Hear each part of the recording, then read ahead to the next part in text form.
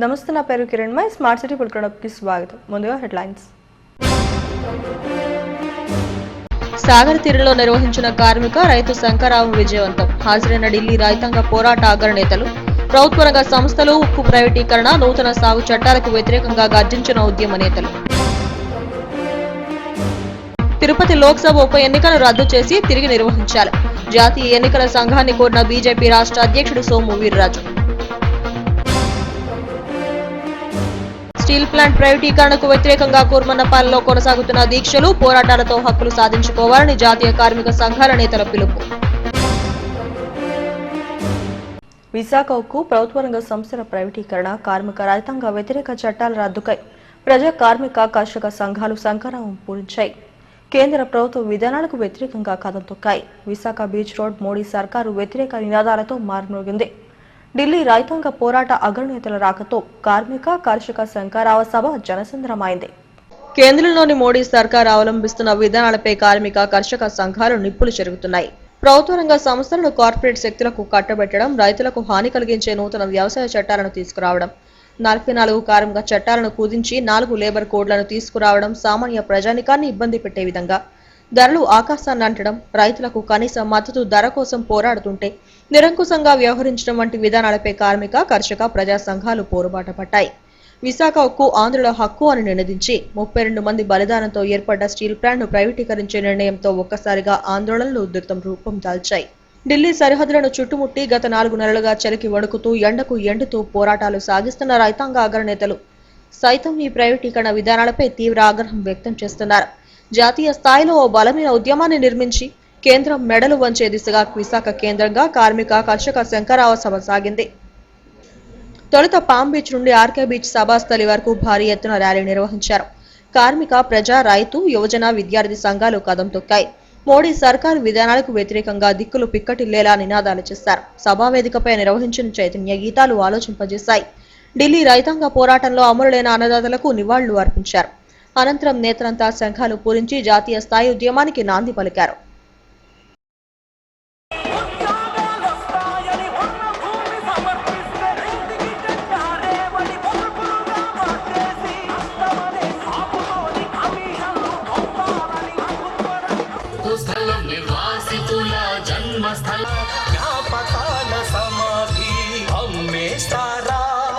విశాఖ ఉక్కుని ఆంధ్రుల ఆత్మగౌరవాన్ని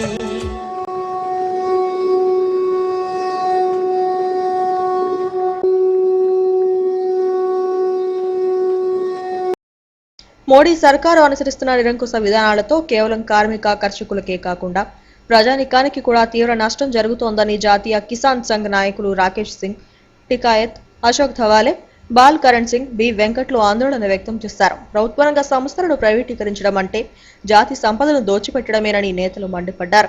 కేవలం కొద్ది మంది కార్పొరేట్ శక్తులకు మేలు చేసి కోట్లాది మంది ప్రజల జీవితాలతో చెరగాటమాడుతున్నారని నిపుణులు.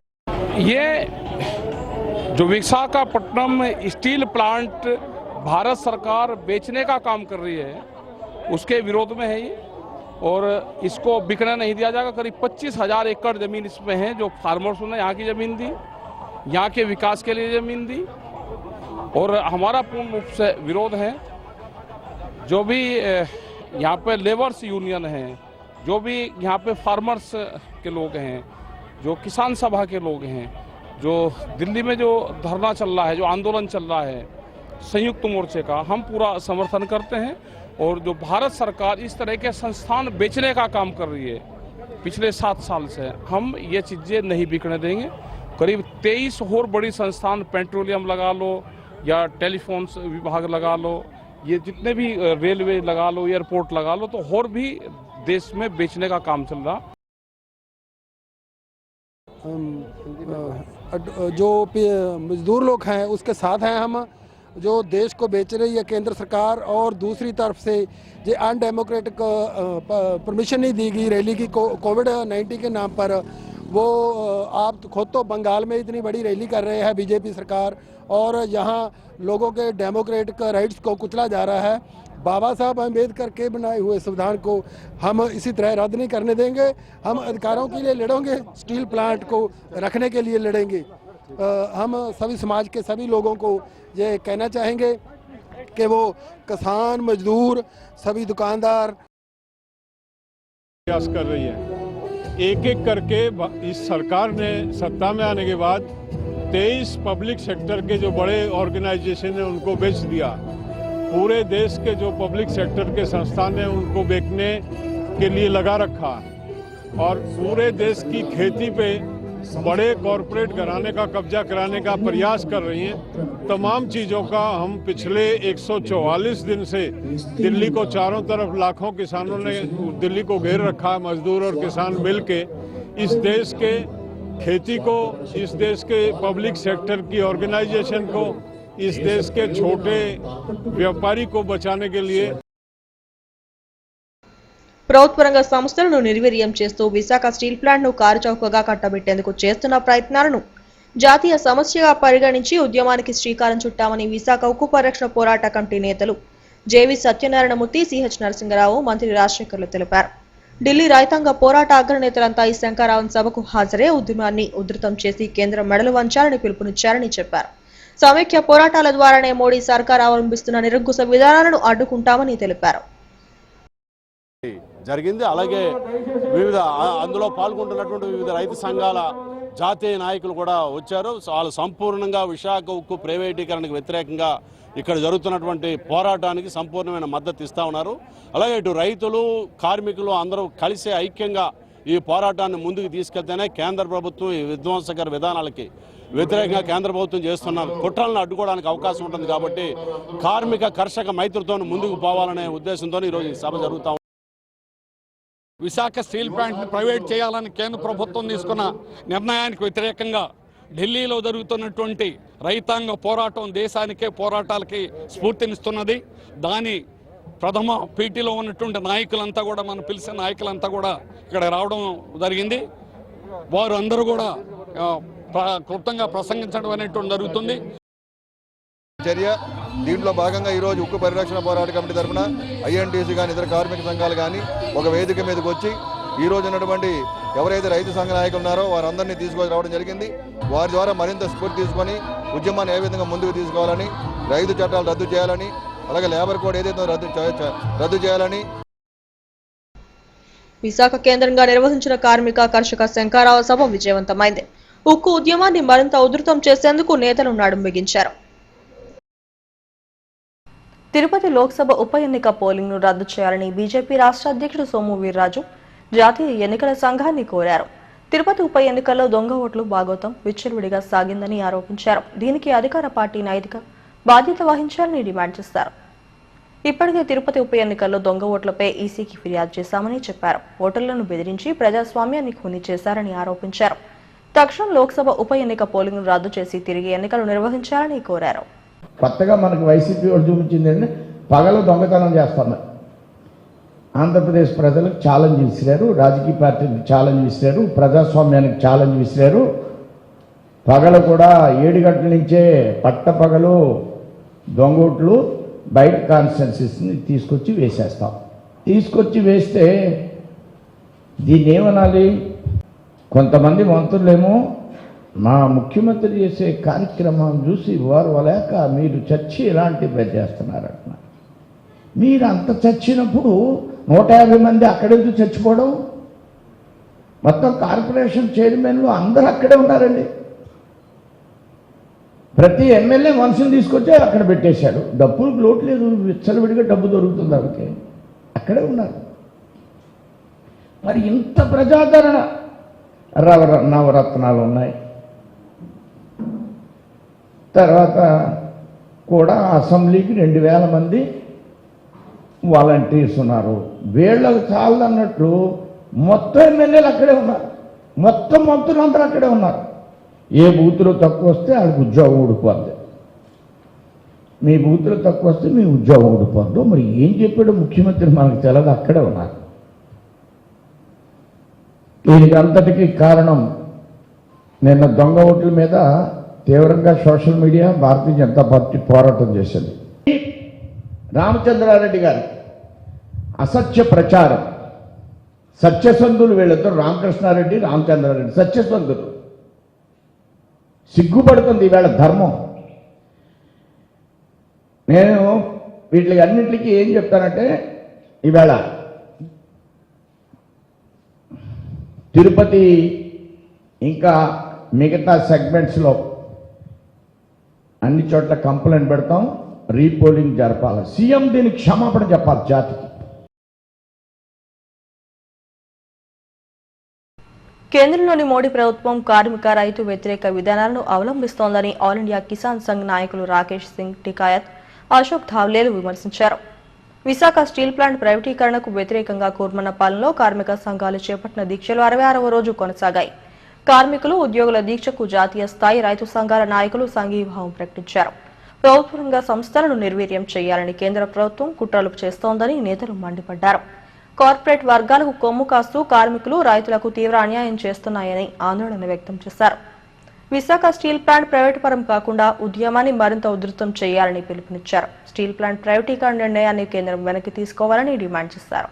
पूरे जनता तक हमको जाना पड़ेगा कि पूरी तरीके से देश की संप्रभुता को, देश की आजादी को बेचने वाले ये जो लोग हैं, इनको सत्ता से दूर करना होगा.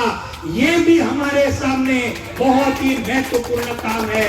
जब तक ये मोदी और शाह जो अंबानी और अदानी के चमचे हैं, एक नंबर के चमचे, एक नंबर के, इनको जब तक हम नहीं हटाएंगे, हम कोई नहीं बचेगा.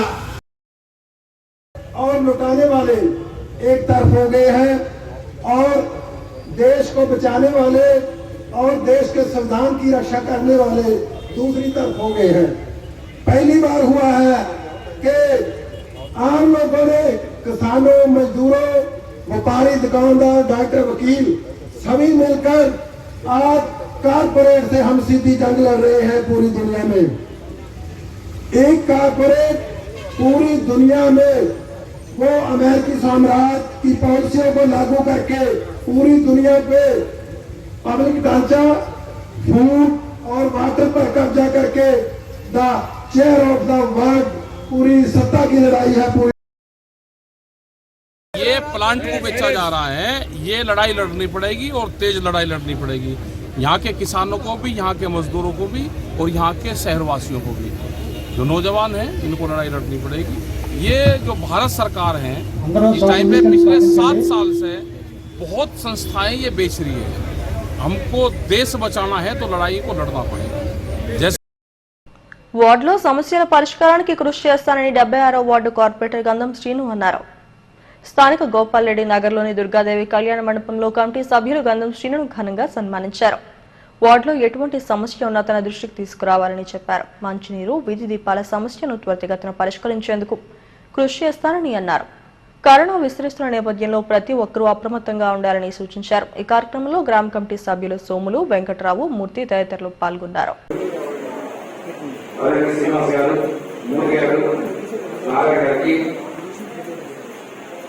ఈ గ్రామంలో నివాసిస్తున్న గ్రామ కమిటీ సభ్యులకు, మహిళా సోదరులకు నమస్కారాలు. మా తండ్రి కూడా సోదరుల మనకి లాస్ట్ మంత్ 10వ తారీఖుని కార్పొరేషన్ ఎలక్షన్ జరగడం జరిగింది.